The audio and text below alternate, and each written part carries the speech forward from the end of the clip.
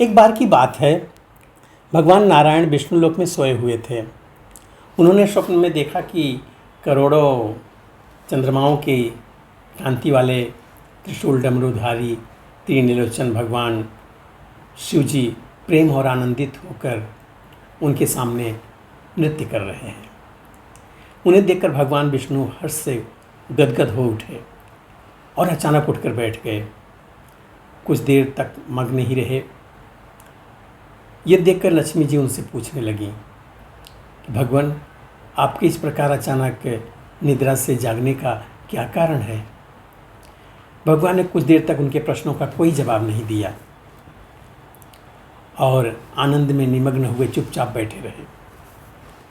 कुछ देर बाद हर्षित होते हुए बोले, देवी, मैंने अभी स्वप्न में भगवान शंकर के दर्शन किए।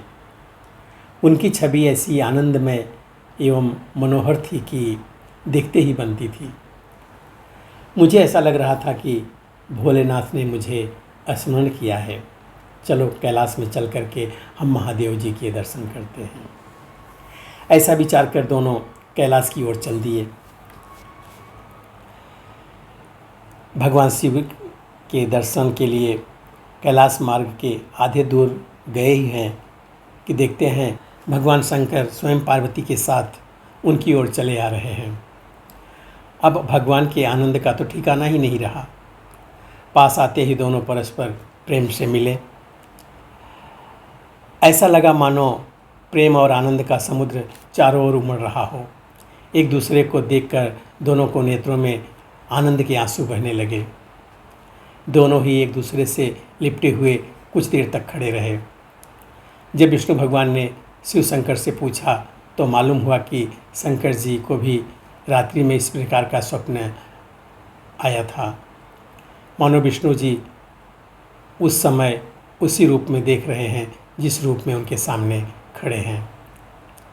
दोनों के स्वप्न के वृत्तांत से अवगत होने के बाद दोनों एक दूसरे को अपने निवास ले जाने का आग्रह करने लगे। नारायण ने कहा कि बैकुंठ चलो और भोलेनाथ कहने लगे कि कैलाश चलो। दोनों के आग्रह में इतना अलौकिक प्रेम था कि यह निर्णय करना कठिन हो गया कि कहाँ जाया जाए।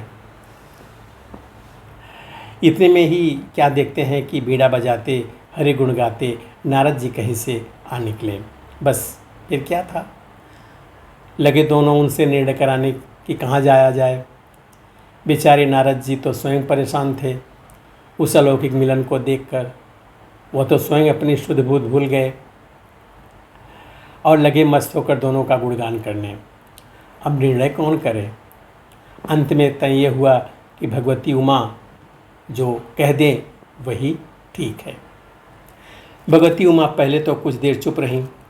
अंत में वह दोनों की ओर मुख करते हुए बोली, हे नाथ, हे नारायण, आप लोगों के निश्चल अनन्य एवं अलौकिक प्रेम को देखकर तो यही समझ में नहीं आता कि आपके निवास अलग अलग नहीं हैं। जो कैलाश है वही बैकुंठ है, जो बैकुंठ है वही कैलाश है। केवल नाम में ही भेद है। यही नहीं, मुझे तो ऐसा प्रतीत होता है कि आपकी आत्मा भी एक ही है, केवल शरीर देखने में दो है। मुझे तो यह स्पष्ट लग रहा है कि आपकी पत्नियां भी एक ही हैं। मैं जो हूँ वही लक्ष्मी है और जो लक्ष्मी है वही मैं। केवल इतना ही नहीं, मेरी तो अब यह दृढ़ धारणा हो गई है कि आप लोगों में से एक के प्रति जो द्वेष करता है वो मानो दूसरों के प्रति ही द्वेष करता है।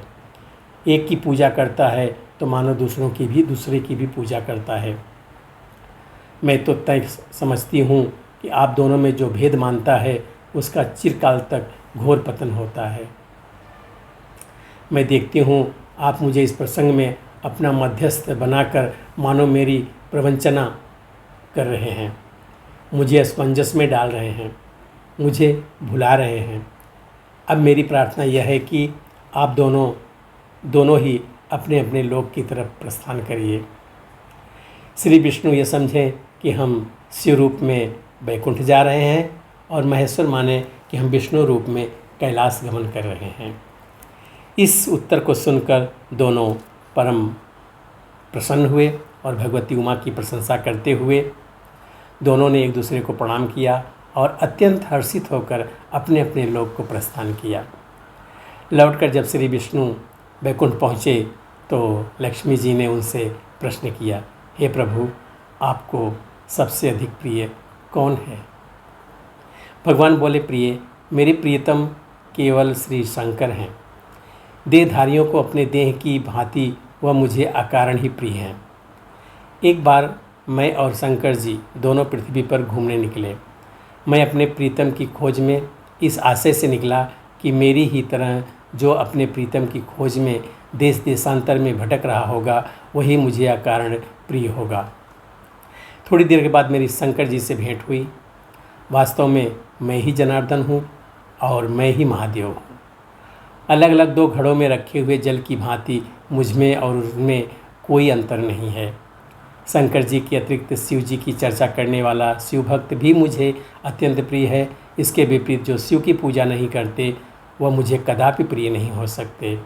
इस तरह जो शिव की पूजा करता है वह वैकुंठवासी विष्णु को भी स्वीकार है और जो श्री विष्णु की वंदना करता है वो त्रिपुरारी को भी मना लेता है। धन्यवाद।